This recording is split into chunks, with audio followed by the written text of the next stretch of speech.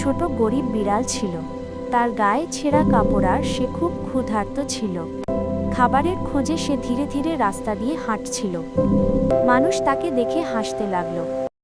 কেউ তাকে তাড়িয়ে দিল, কেউ আবার তাকে মারল। শুধু সে গরিব বলে কেউ তাকে ভালোবাসতো না। বিড়ালটা খুব দুঃখ পেল, কিন্তু সে হাল ছাড়ল না।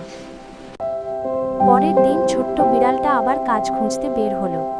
সে অনেক দোকানের সামনে গিয়ে দাঁড়াল, কিন্তু কেউ তাকে কাজ দিতে চাইল না। সে আশা করল একদিন নিশ্চয়ই ভালো কিছু হবে।